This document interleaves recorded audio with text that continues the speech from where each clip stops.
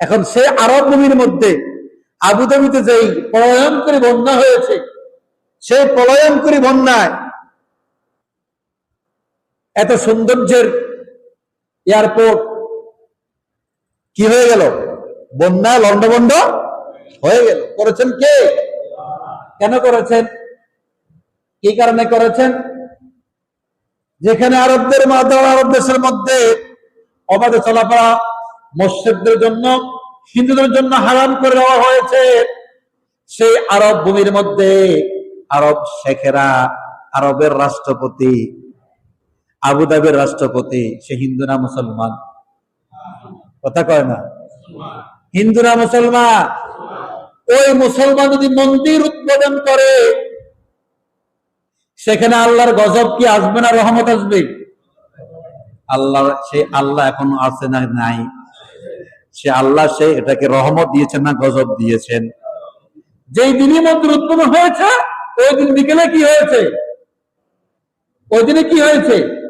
ওই দিনেই বন্যা হয়ে গিয়েছে। তাহলে শুধুমাত্র আবুধাবির প্রধানমন্ত্রী মন্দির উদ্বোধন করেছেন, মূর্তি উদ্বোধন করেছেন, তাহলে মনে হয় বিশ্বের কোথাও মুসলমান শাসকেরা এই আকামটা করে না, এই শিরকটা করে না? কথা কয় না? করেনি? চাকরি দেবেন আমরা, করো চাকরি করে আরাম যাবে, আমরা তো চাকরি দিত না।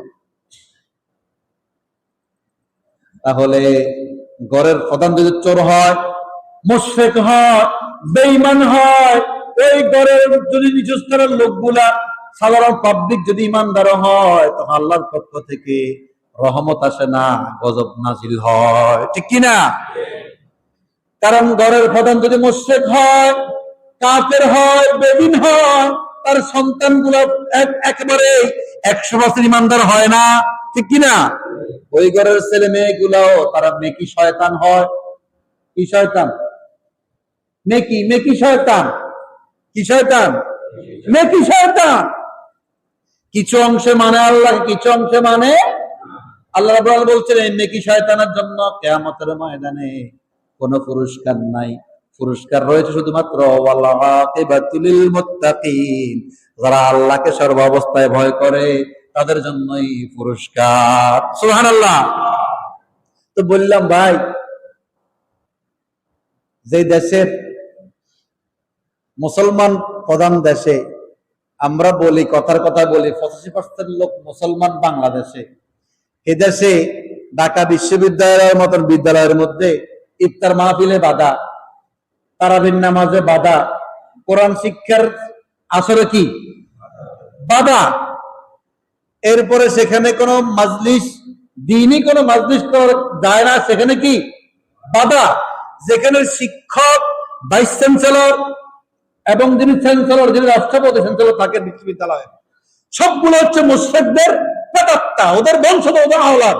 ওখানের মধ্যে আপনার যেখানে হিন্দুদের পূজার জন্য অনুমতি দেওয়া হয়, হোলি খেলা হয়, এরপরে শিখদের এই যে মূর্তির মাথা নিয়ে আনন্দ উল্লাস করা হয়, অনুমতি দেওয়া হয়, ওখানে ওই দেশে আমাদের মতন টুটাপাটা ইমানদার মুসলমানেরা নামাজ, ইস্তেসকার নামাজ পড়লে এরকম নামাজের আলাদা কোনো প্রয়োজন নাই, কোনো দরকার নেই।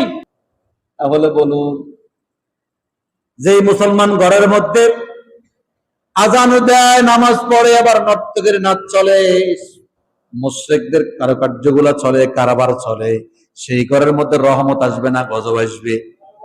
কি আসবে? কি আসবে?